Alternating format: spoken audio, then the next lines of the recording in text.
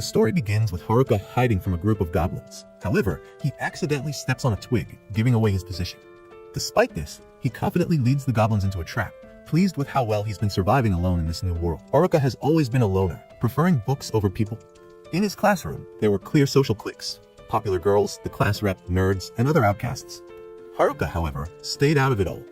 He didn't care for his classmates and was content with his isolation. One day, a magic circle appeared, much like the ones he'd read about in manga. While everyone panicked, Haruka tried to escape through an air vent, but the magic circle followed him. Eventually, he found himself in a mysterious white void, where an old man, presumably a god, explained that his classmates had already been transported to another world. Haruka was given the chance to choose his skills and stats before being sent to this new world, but all the best abilities were already taken. Left with only useless skills like holding a stick and general health, Haruka complained to the god. Annoyed, the god granted him all the remaining, seemingly worthless skills at once. Upon entering the new world, Haruka quickly realized that his bag had unlimited storage. His first skill involved rolling dice to allocate stat points, so he decided to focus entirely on luck, maxing it out. This choice paid off as he discovered he had two special skills: Loner, which prevented him from forming parties with others, and Servitude, which allowed him to command others. Haruka set out to establish a base and came across a cave. Using his limited skills like temperature magic, he made a fire and began to make the cave his home. Surprisingly, his basic abilities like fire magic and stick wielding started to improve rapidly. He found edible mushrooms that increased his latent abilities and soon became adept at surviving in this new world.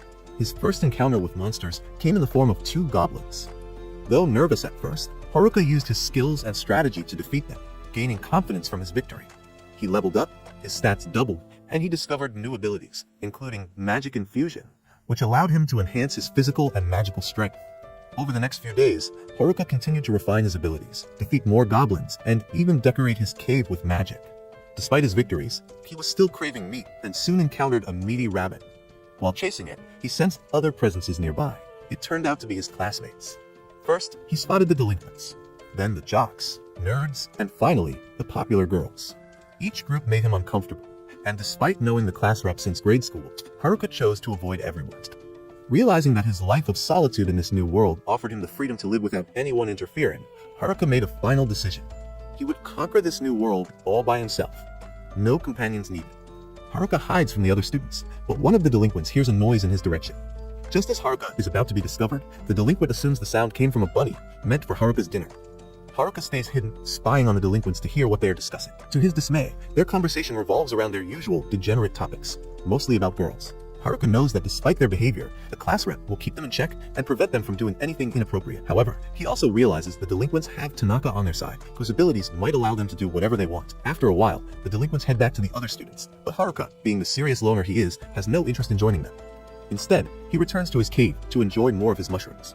He discovers that his loner level has gone up, a bittersweet realization since the title is starting to erode his self-confidence. Haruka is still only at level 3. On the 7th day, Haruka wakes up to the sounds of fighting. He finds the nerds engaged in battle and briefly wonders if he should step in to help. Using his appraisal skill, he is shocked to realize that the nerds don't need his help at all. This situation reminds him of his old life, where he was surrounded by top athletes, ace students, and even children of celebrities, constantly wondering how he ended up among them. Deciding that the nerds can handle themselves, Haruka notices some small monsters sneaking up behind them. Remembering the times he was on friendly terms with the nerds, he decides to help them out. After the fight, the nerds thank him, and Haruka invites them to check out his cave. The nerds are amazed at how impressive it is, and Haruka explains that he recently learned earth magic and used it to make his cave secure and cozy. When they ask if he did all of this alone, Haruka simply points out that he's always alone. Curious, Haruka asks why the nerds aren't with the rest of the students, and he is shocked by their response. They're on the run. They explain that when everyone was transported to this new world, chaos immediately followed. No one had any idea how to survive in an isekai, another world scenario, except for the nerds. Their extensive knowledge and quick assignment of skill points drew the attention of the jocks, who demanded information from them. Everyone else was panicking, but the class rep knew they had to keep quiet and stay hidden in the woods. Unfortunately, they were soon found by a group of goblins. Haruka is shocked to hear that even the delinquents were trembling with fear, but this was the nerds' moment to shine. They acted like protagonists from an anime, bravely fighting off the goblins. Inspired by their courage, the jocks joined in, and together they managed to defeat the monsters. The class rep then quickly gathered everyone and led them to a safe riverside clearing. Once there, the nerds continued to shine, helping everyone set up camp. Their deep knowledge of isekai, combined with a lifetime of avoiding outdoor activities, had somehow made them experts in survival. The class rep organized everyone into groups and assigned tasks, and for a short time, it seemed like they had formed a functional community. Everyone was working together as one. However, this sense of unity didn't last long. The popular girls soon decided they didn't want to work anymore. Despite the class rep's efforts to convince them that cooperation was their best chance for survival, the group began to fracture. Exhausted by the constant work, they left all the responsibilities to the nerds. Gradually, the camp fell apart, and there was nothing the class rep could do. Eventually, only the class rep, the nerds, and a couple of other students continued to work, while the rest simply lounged around lazily, contributing nothing. The nerds eventually began to resent the other students, as they were left to do everything, including all the fighting. Despite this, the nerds were reliable, mainly because they had a strong desire to get stronger and level up. They had noticed the skills the delinquents had chosen, skills like charm and puppeteer, which granted control over others. The nerds realized that the delinquents had bad intentions and began leveling up specifically to counter them. The delinquents were also leveling up, needing power to make their manipulative skills effective. The nerds, keeping a close eye on them, eventually learned what the delinquents were planning to do with those skills. Plans that involved manipulating some of the girls in the group.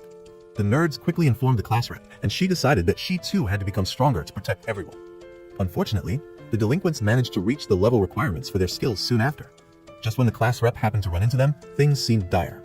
But before the delinquents could act, they were swiftly taken down. The nerds had anticipated this moment and used their sealing abilities to neutralize the charm and puppeteer skills. They exposed the delinquents' vile plans, which led to the delinquents fleeing from camp. However, the delinquents eventually returned, with seeking revenge. Armed with weapons, they destroyed the camp and declared that they would return later to cause even more chaos. Strangely, the nerds were blamed for everything that had happened. The popular girls, who the nerds had saved from becoming puppets, were the first to turn on them, and the other students soon followed. Although the class rep and a few other students took the nerds' side, it was overwhelming, and the nerds decided to leave. Haruka felt really bad for the nerds, so he threw a mushroom party to lift their spirits. He even spent the following day with them, and during that time, he realized that maybe being a loner wasn't the only way to live. Eventually, the nerds decided to leave, inviting Haruka to join them as they sought a nearby town to start their adventure. Though Haruka admitted to himself that he felt closer to the nerds than any other group, he surprised everyone by declining their offer. He knew that his poor stats would only hold him back, so he wished them well and sent them on their way. The nerds, however, seemed worried about the class rep, and this prompted Haruka to decide to go check on the other students. On his way, Haruka was confronted by a kobold, but he managed to knock it out with a punch. When he reached the campsite, he was surprised to find it empty. Using his enemy detection skill, he noticed some footprints and decided to follow the trail, which led him to find the popular girls. Panicking, Haruka turned to head home and cook dinner, but the girls stopped him, insisting that they just wanted to talk. Haruka wasn't interested. Being around them was the exact opposite of the peaceful solitude he enjoyed. He tried to run, but the girls politely asked him to stop, even saying, "Please," which completely shocked him. They explained that they were looking for the nerds, not to make them work again, but to apologize. They had realized they owed their lives to the nerds. Haruka was skeptical, knowing these girls had likely never apologized to anyone in their entire lives. But they seemed serious. He broke the bad news that they probably wouldn't be able to catch up to the nerds, but they insisted on knowing where they had gone. Haruka pointed out that they wouldn't make it out of the woods in their current state. They didn't even know how to fight. The girls looked discouraged, but Haruka demanded to know if they were really going to give up. He wanted to see if they were truly serious about apologizing to the nerds, and in his own way, he thought of testing them. Unfortunately, his harsh motivational tactics backfired, and the girls started crying. They simply wanted to apologize to the nerds, but now, which activated his domination skill. This made him the leader of the girls, and Haruka was left bewildered by how it all happened. The girls began to follow him around like lost puppies, with hollow, obedient expressions. It became even more unnerving when they started finishing off monsters without saying a word, returning with crystals dropped by defeated monsters as if they were retrieving a toy. Haruka tried to heal them, but they only healed him in return, despite him not needing it. He feared what the class rep would say if she saw this strange dynamic and began to wonder how he could cancel his domination skill. Just then, the class rep found them, but Haruka, deep in thought, didn't notice her at all. She had to force him to acknowledge her presence. Meanwhile, the delinquents, somewhere else, began plotting again, and they decided that their first priority was to get rid of their biggest threat. Haruka is startled when the class rep screams, but she quickly reminds him that they've been friends since grades. She's accompanied by the other girls. Though the class rep is more concerned about what happened to the popular girls, Haruka doesn't know how to explain that the girls have fallen under his control. He barely understands it himself. Finally, Haruka confesses that the girls have become his servants, which infuriates the class rep. She points out that the domination skill is supposed to work only on monsters. Haruka tries to explain it was a mistake, but none of the girls believe. Feeling trapped, Haruka decides to leave, but the girls stop. Haruka, a loner at heart, just wishes he could go home alone. In the meantime, Haruka decides to practice a bit. Things start off well, but he ends up accidentally burying himself in the process. Shimazaki told her everything, realizing that Haruka was just trying to help the girls. Haruka, however, doesn't even remember saying anything. The girls thank him for his kindness, but all Haruka wants is to go home. They pressure him to keep helping them, and the class rep becomes curious about what Haruka means by home. Haruka explains that he has built a home in this new world, which shocks the class rep. She thought he was born here. Haruka reveals that he constructed the home himself. Class rep quickly points out that he's the only one with those thoughts. Haruka leads the girls to his house, and they are amazed by the path. Thanks Haruka for everything. She confides in him that the other boys had abandoned the girls, leaving them scared and vulnerable. Being around Haruka, along with the amenities in his home, has helped calm everyone down. Though the class rep feels she hasn't contributed much to the group, Haruka reassures her, pointing out that while she might not have done as much as the nerds, she still played an important role. He explains that the nerds spent their entire lives preparing for this situation by playing games like World of Warcraft, which makes the class rep feel better. As the class rep joins the other girls for the night, Haruka realizes something. He has a home, food, and the ability to defeat monsters. That makes him even weirder than the nerds. The class rep goes to sleep, but Haruka knows he won't be getting any rest tonight. The next morning, Haruka is woken up by one of the girls who tells him that breakfast is ready. Though he just wants to sleep a little longer, she insists. Haruka, still half asleep, is surprised to find that she's made fish for breakfast.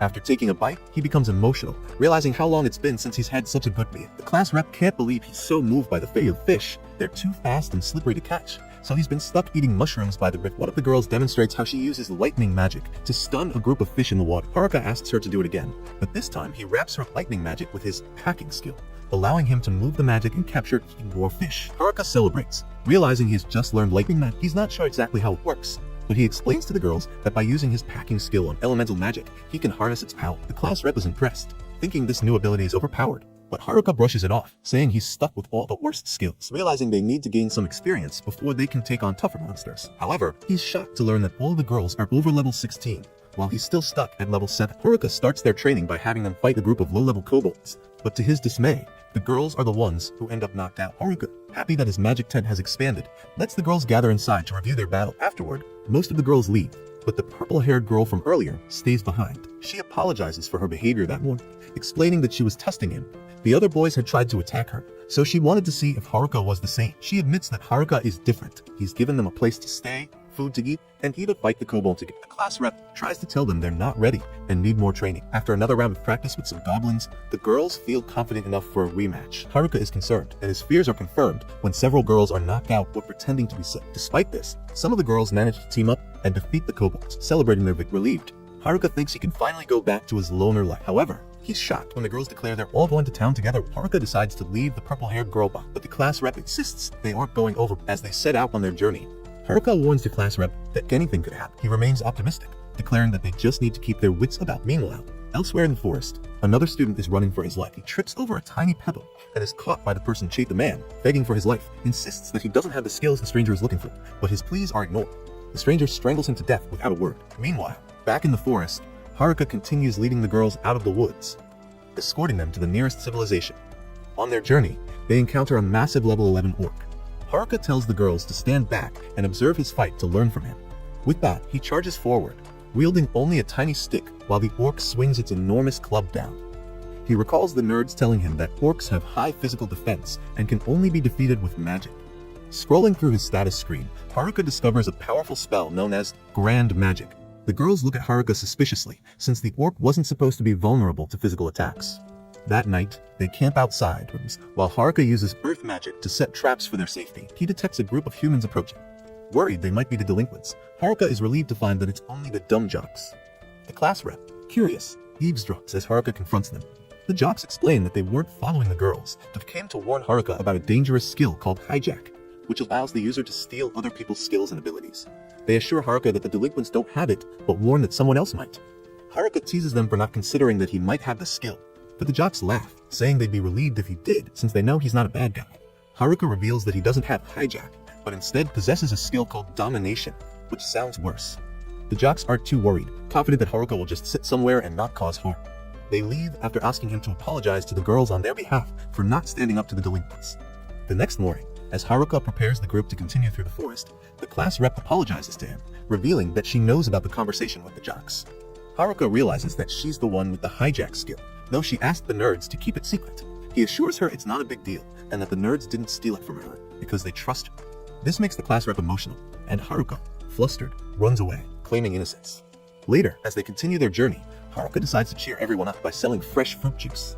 One girl jokes about paying in another way since she doesn't have any money, but the class rep scolds Haruka for being a pervert, and he stops selling the juice, making the girls pout.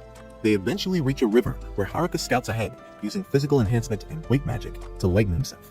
He gets a good view of the forest from above, but crashes to the ground after realizing he doesn't know how to land safely. Back at camp, the class rep scolds Haruka for being reckless, but he smooths things over by offering fresh fruit. The next day, they encounter a party of NPCs from this world being attacked by monsters. The class rep insists on helping them, despite Haruka's warning that the NPCs could be dangerous.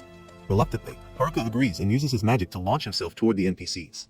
However, as he flies, he realizes the class rep is hanging onto his cloak, having been caught up in his wind magic. They crash down on the monsters, inadvertently saving the NPCs. The NPCs introduce themselves as Bofur and Gage, thanking Haruka for the rescue.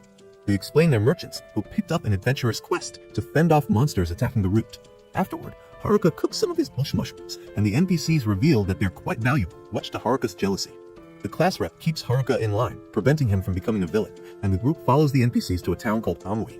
The girls rush toward it, excited, while in the background, we see the delinquents leveling up and plotting revenge.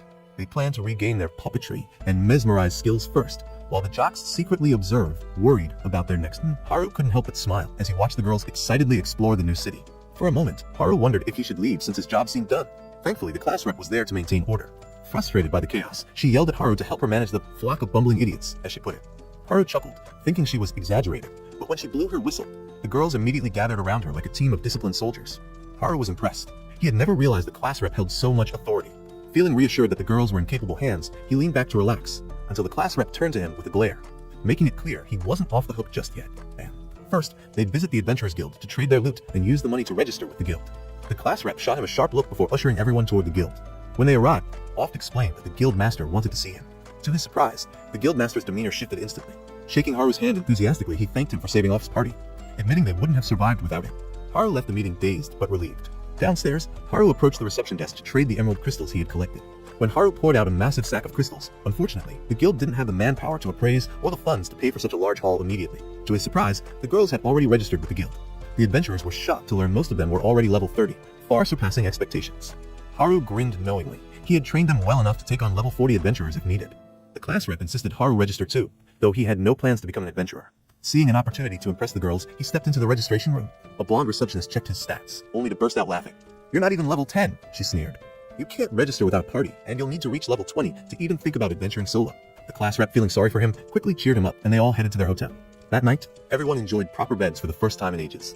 While the others slept soundly, Haru lay awake, missing the familiarity of the forest. The next morning, Haru returned to the guild to collect his payment. However, the receptionist and her superiors apologized profusely. They didn't have enough money to pay him for all his emeralds. He offered to pay in installments instead. Gat, ever the true friend, pulls Haru aside and advises him to ditch the freeloaders. "You need to get some real fun, my man," he whispers conspiratorially, winking as he hints at a certain shop. Haru's interest is piqued. Having endured a painfully disciplined no-nut November streak for 23 grueling days, his imagination runs wild. Despite the class rep's protests, Haru follows Gat into the city, drooling at the thought of what awaits. His excitement turns to disappointment when Gat leads him to a worn-down shop on a quiet street. The shop is a treasure trove of unique items, from enchanted armors to mystical weapons. Enthralled, Haru goes on a shopping spree, loading his cart with everything that catches his eye. Just as he thinks he's found it all, his gaze falls on a peculiar necklace. "What does this do?" Haru asks the eccentric shopkeeper. "It fuses items into one," the shopkeeper replies, their tone tinged with both pride and warning. Haru's curiosity gets the better of him, and he fiddles with the necklace despite the shopkeeper's protests. In a moment of clumsiness, he accidentally activates the item, fusing all the gear in his cart. The shopkeeper shrieks in horror, revealing that the combined items are worth over 660,000 zenizens. Haru is dumbstruck, barely able to process the number. Gat tries to negotiate, but the class rep intervenes, apologizing profusely while admitting they only had 50,000 on them. In the following days, Haru sinks into a deep depression. He devises a plan to escape the city. With Harry Potter-esque invisibility magic, he slips past the girls guarding his tower.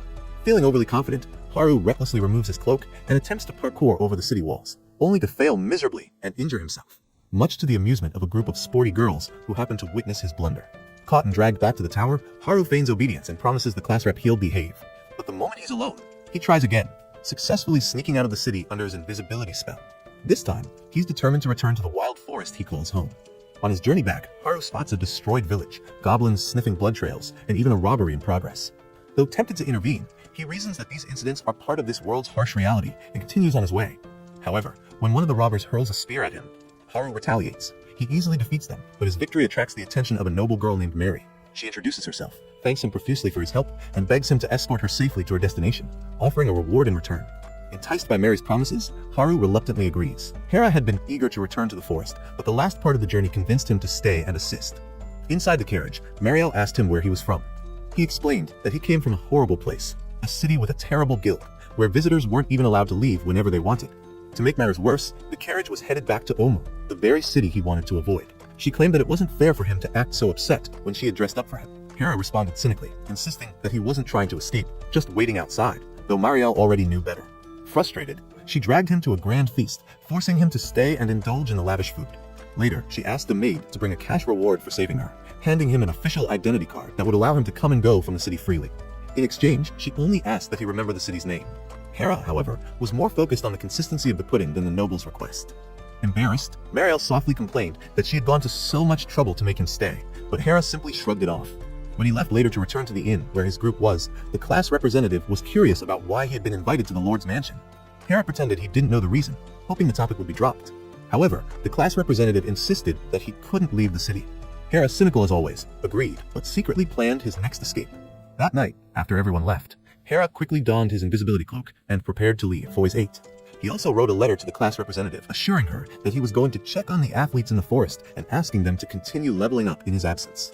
He now had no intention of looking out for anyone else, not even if a carriage was attacked on his way. He was headed straight to the forest, where he felt at home once again. As he ventured deeper into the woods, he realized something was off. He found a blood stain on a rock, and soon discovered the trail of blood leading further into the forest. Following the trail, he found the athletes severely injured, lying on a rock.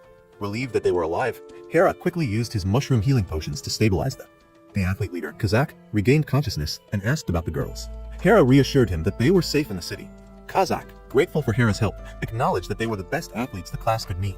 However, as night fell, Hera learned that all the bullies were dead and the nerds had disappeared. The mysterious swordsman had killed them, taking all their weapons with him. Kazak believed this swordsman was after the class representative because of her rare ability to steal abilities upon killing, a skill that made her highly sought after. Hera, though, was troubled. Only he and the nerds knew of the class representative's skill, but the athletes seemed to assume it was common knowledge. The mysterious swordsman had been asking about her, and Hera realized that this was no coincidence. The swordsman must have targeted her, and now Hera had to stop him. With this in mind, Hera decided to help, but he made it clear that he wouldn't work with the athletes. Instead, he would take on the swordsman alone, leaving the athletes to return to the city and join the girls. However, he knew the athletes were in danger, and if they were killed, no one would be left to protect the women. As the athletes left, Hera prepared for his confrontation with the swordsman. While the girls searched for Hera around Omu, he continued to train, hoping to level up enough to face his formidable foe. Along the way, he defeated some goblins, but it wasn't enough to prepare him for the swordsman. Then, fate smiled upon him when he encountered the Goblin King, a formidable monster that could grant him the experience he needed. After a fierce battle, Hera defeated the goblin with a combination of magic and agility, but just as he thought it was over, the Goblin Emperor appeared, a level 50 creature far stronger than anything he had faced before. Hera knew he couldn't face the goblin head-on, so he used the same tactic again, mixing his spells into one powerful attack.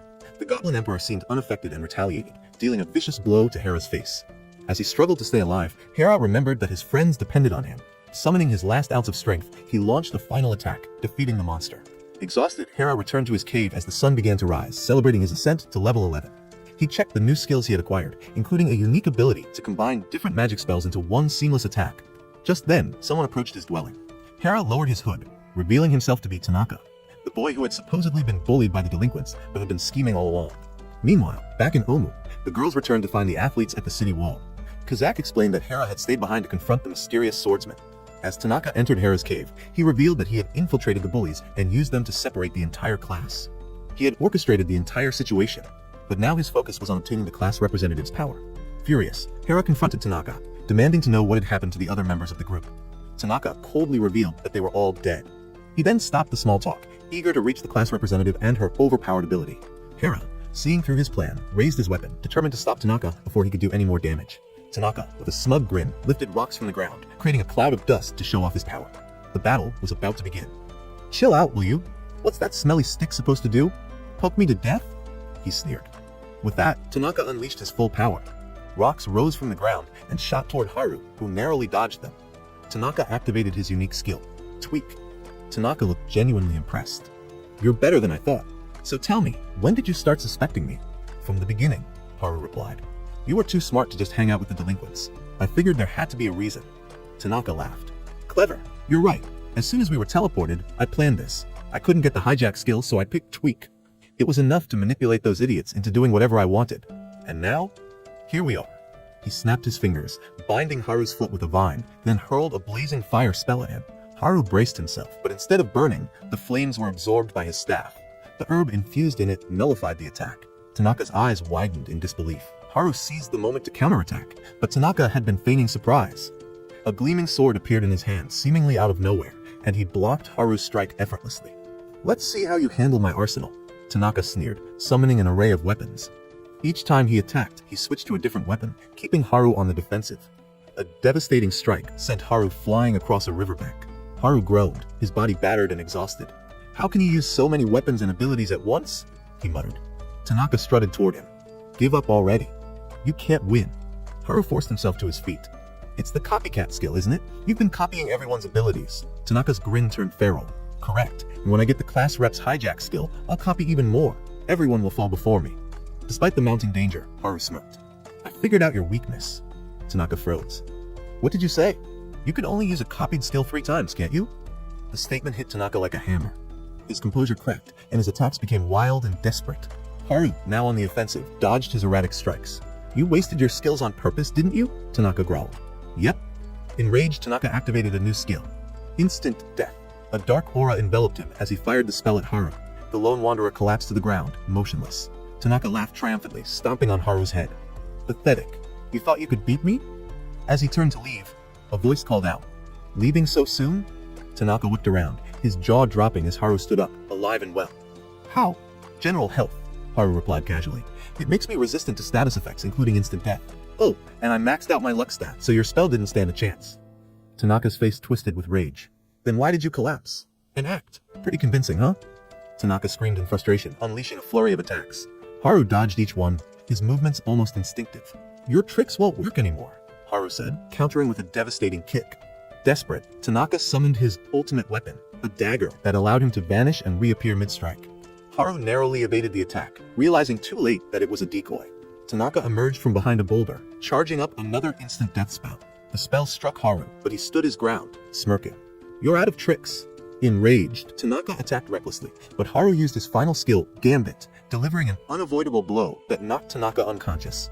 Haru staggered, the toll of the battle finally catching up to him. As he fell to his knees, the nerds appeared, catching him just in time. "You're late," Haru muttered. They smiled sheepishly. "We saw the athletes and rushed here. Good thing we did." Back in the city, the girls showered Haru with gratitude and scolding. The class rep hugged him tightly. "Don't ever scare us like that again," she said. Thanks for watching this recap.